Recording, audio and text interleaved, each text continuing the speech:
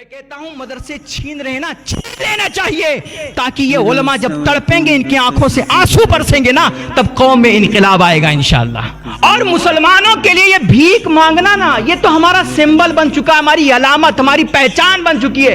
हत्ता कि अगर कोई गैर कौम का भी इंसान भीख मांगना चाहता है ना, तो वो मुसलमानों का हुलिया अपनाता है, वो मुसलमानों जैसे कपड़े पहनता है, वो मुसलमानों के रूप में आकर के भीख मांगता है, क्योंकि उसको भी पता है कि इस हुलिये में भीख ज्यादा मिलती है। और अगर तुमने ये अपने हालात नहीं बदले, अपनी नियतें नहीं पाक की, अपना दिल नहीं साफ किया, तो ऐसे मर रहे हो, मर जाओगे, अल्लाह को तुम्हारी कोई परवाह नहीं होगी।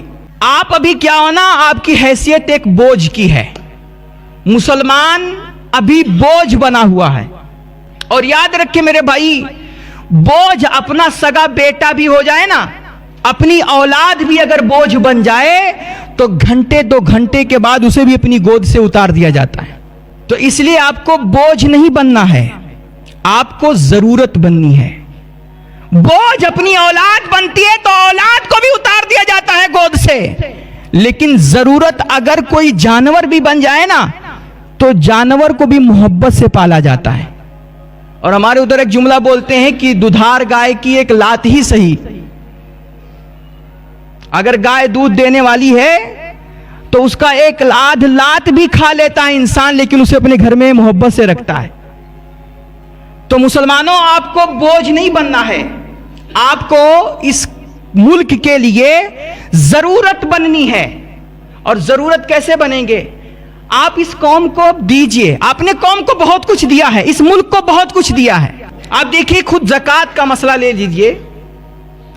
हमारे मुल्क में इस वक्त कम से कम, हालांकि 30-35 करोड़ भी कुछ तादाद बताई जाती है, लेकिन हम कम ही मानते हैं, जिस पर सबका इत्तेफाक है कि इस मुल्क में 20 करोड़ मुसलमान रहता है।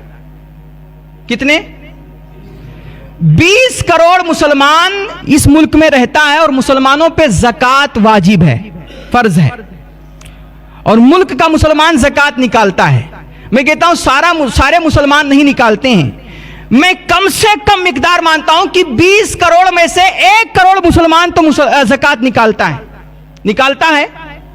अब वो कितना निकालता है, एक एवरेज परसेंट अगर मालूम करें, कम से कम माने तो 20 करोड़ मुसलमानों में से जो 1 करोड़ ज़कात निकालने वाले हैं, वो कम से कम 1 लाख, एवरेज परसेंट में बता रहा हूं, कम से कम वो 1 लाख तो बन ही जाता है।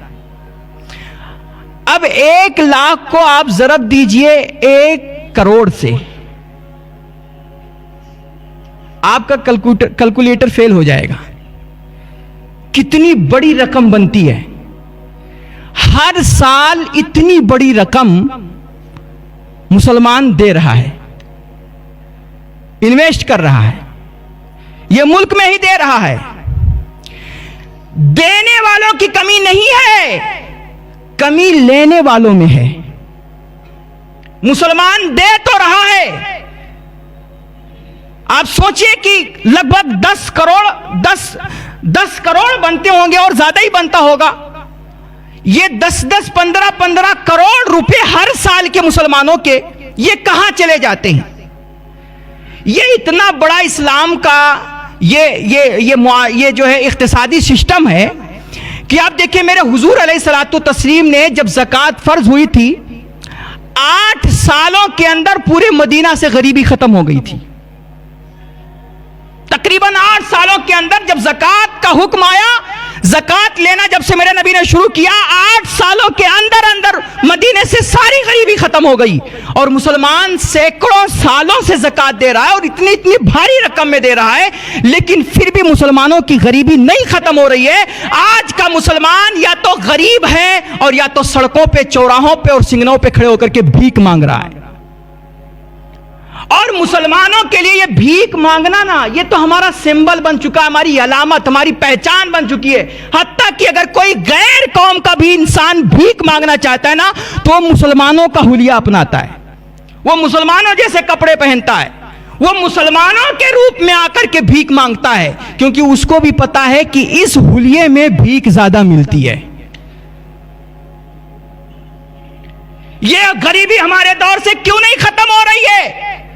वो इस वजह से देने वालों की कमी नहीं है।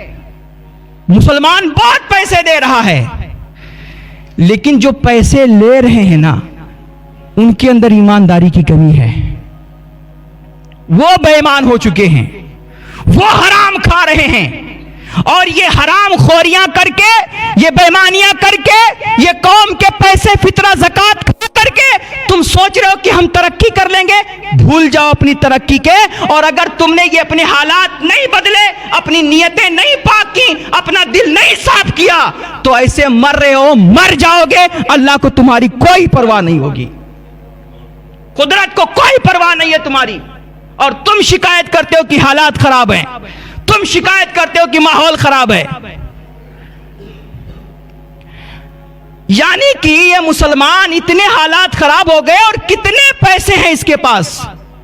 आज कह रहा है कि हमारे मदरसों को खत्म किया जा रहा है, और इधर उधर अब ये सोशल मीडिया पे रो रहा है। अगर ठीक है, बड़ी माजरत के साथ मेरे ख्याल से बात बहुत लोगों को बुरी लग सकती है, लेकिन आप सोचिए कि ये मदरसे इक्का दुक्का बड़े बड़े मदारिस के अलावा इतने सारे मदरसे हमारे मुल्क में चल रहे हैं। 5 लाख से ज्यादा मदरसे हैं हमारे मुल्क में, 3 लाख से ज्यादा, 5 लाख से ज्यादा मस्जिदें हैं, लाखों लाख उलमा और अइम्मा हैं। इतना सारा सब कुछ है, और इतने जलसे हो रहे हैं कि कभी कभी कुछ हजरात तो हैं कि उनका एक कदम जलसे में होता है, दूसरा कदम भी जब उठता है तो जलसे में पड़ता है। दिन रात जलसे हो रहे हैं, इतने मदरसे चल रहे हैं, इतनी मस्जिदें चल रही हैं, लेकिन 98% मुसलमान बेनमाजी है। आज भी मेरे ख्याल से इक्का दुक्का लोग होंगे कि जो सच हमेशा बोलते हैं, वरना 99% मुसलमान झूठ बोल रहा है। 99% मुसलमान बेईमान है, 99% मुसलमान दगाबाज है, 99% मुसलमान नफरती, अपने दिलों में अपने भाई के लिए बुग़्ज़ छुपा के बैठा है। इतना सारे मदरसे चल रहे हैं, इतनी सारी मस्जिदें हैं, और इतनी इबादत गाहें, इतने उलमा हैं, लेकिन इस्लाम कहां है? मेरे हुजूर की शरीयत कहां है? मेरे हुजूर का दीन कहां है? और फिर कहते हो हालात बहुत खराब हैं। और इतने सारे मदरसे हैं, आज जब मदरसों पे ये कानून बनाए जा रहे हैं, हमें उसका अफसोस है, लेकिन अभी जब कानून बने तब तुम्हारी आंख खुली, उससे पहले तुम कहां थे? और आज वो सरकार, मतलब तुम लाखों लाख उर्स कर दो, लाखों लाख कवालियों में खर्च कर दो, एक एक रात में 50-50 हजार के जलसे करवा डालो, और लाखों लाख वली में करवा डालो, वलीमों शादियों में खर्च कर डालो, और मदरसा चलाए सरकार। तुम्हारे मजहब के लिए मदरसा मस्जिद आबाद करे सरकार। तुम अपने पैसे खुराफात में खर्च करो, फजूल खर्चियों में उड़ाओ, अय्याशियों में उड़ाओ, और मदरसा चलाए सरकार। ये कौन सा इंसाफ है? मैं कहता हूं मदरसे छीन रहे ना, छीन लेना चाहिए, ताकि ये उलमा जब तड़पेंगे, इनकी आंखों से आंसू बरसेंगे ना, तब कौम में इनकलाब आएगा इंशाअल्लाह, तब कौम में इनकलाब आएगा। मतलब जो कौम एक रात में लाखों लाख जलसों में खर्च कर सकती है एक मुकर्रिर पर, वो कौम मिलकर के अपने गांव में एक छोटा सा मदरसा अच्छा नहीं चला सकती? आज ये बातें सुनकर के कितनी अच्छी लग रही होंगी तुम्हें, कि मतलब बात तो सही कह रहा है मौलाना, लेकिन तुम्हें ये बात जो अच्छी लग रही ना, चूंकि मैं चीख रहा हूं, तुम्हारे कानों के चस्के पूरे हो रहे हैं इस वजह से। वरना मुझे पता है इस कौम की बदहाली और जो है बेहिसी, अभी मस्जिद से निकल करके आपको इसका फर्क नहीं पड़ेगा, भूल जाओगे सब कुछ। वरना है कोई सोशल मीडिया पे हर कोई हमदर्दी दिखाता है, सोशल मीडिया पे हर कोई इस्लाम के लिए तड़प रहा है, सोशल मीडिया पे हर कोई मुसलमानों के लिए बेचैन है, लेकिन कितने ऐसे लोग बैठे हैं, अगर इनसे कह दिया जाए कि अपना वलीमा मत मनाओ, शादी किफायत में कर लो, मुख्तसर में कर लो, और जो वलीमा का खर्चा है वो अपने नबी की शरीयत पे खर्च कर दो, अपने नबी के दीन पे खर्च कर दो, अपने नबी के उम्मत पे खर्च कर दो। नहीं खर्च करोगे आप।